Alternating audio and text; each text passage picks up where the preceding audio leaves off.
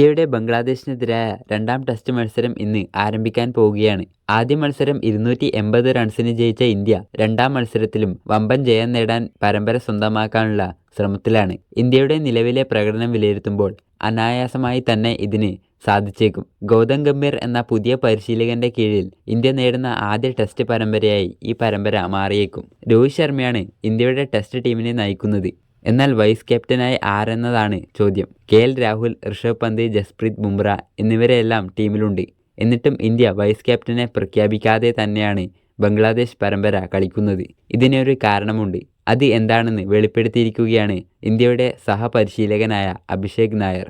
Indian ടീമിൽ നിരവധി IPL നായകന്മാരുണ്ടെന്ന് നമ്മൾ തിരിച്ചറിയണം. ശുഭ്മാൻ ഗിൽ, ഋഷഭ് പന്ത് എന്നിവരെക്കുറിച്ച് നമ്മൾ പറയുന്നു. ഭാവിയിൽ യശസ്വി ജയ്സ്വാളിനെ കുറിച്ചും പറയാം. നിലവിലെ ഇന്ത്യൻ ടീമിലെ പലരും ഫ്രാഞ്ചൈസികളെ നയിക്കുന്നവരാണ്. പ്രായം കൊണ്ട് അനുഭവസമ്പന്നരായ താരങ്ങളും ടീമിലുണ്ട്.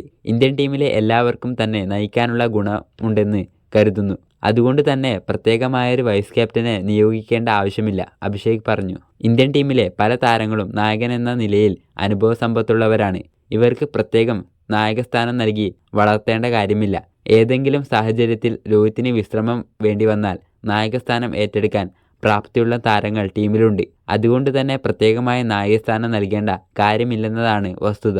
അതുകൊണ്ടാണ് ഇന്ത്യ വൈസ് ക്യാപ്റ്റനെ പ്രഖ്യാപിക്കാത്തത്. യോഗ്യതയുള്ളവരും അനുഭവ സമ്പത്തുള്ളവരുമായ താരങ്ങൾ നിരവധിയുണ്ട്. എന്നാൽ രോഹിത് ശർമ്മയ്ക്ക് ശേഷം ഇന്ത്യൻ ടീമിനെ ആരാണ് നയിക്കുക? ഇത് തീരുമാനിക്കാൻ അവർക്ക് സ്ഥാനം നൽകി വളർത്തേണ്ടത് അത്യാവശ്യമാണ്. KL രാഹുൽ സീനിയർ താരങ്ങളിൽ ഒരാളാണ്. എന്നാൽ നായകനെന്ന നിലയിൽ വലിയ അനുഭവ സമ്പത്ത് അദ്ദേഹത്തിന് അവകാശപ്പെടാൻ സാധിക്കില്ല. ഇന്ത്യയുടെ ടെസ്റ്റ് നായകനെന്ന നിലയിൽ വളരാൻ രാഹുലിന് സാധിക്കുമോ എന്ന് സംശയമുണ്ട്.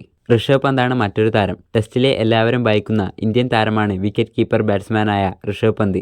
അതിവേഗത്തിൽ റൺസ് ഉയർത്താൻ ശേഷിയുള്ള താരമാണ് ഋഷഭ് പന്ത്. IPLൽ ഡൽഹി ക്യാപിറ്റൽസിന്റെ നായകൻ കൂടിയാണ് ഋഷഭ്. ഇന്ത്യക്ക് ടെസ്റ്റ് നായകനായി വളർത്താവുന്ന താരമാണ് ഋഷഭ് പന്ത്. എന്നാൽ നായകൻ എന്ന ഉത്തരവാദിത്തം വരുമ്പോൾ ഋഷഭിന്റെ പ്രകടനത്തെ അത് കാര്യമായി ബാധിക്കാൻ സാധ്യതയുണ്ട്.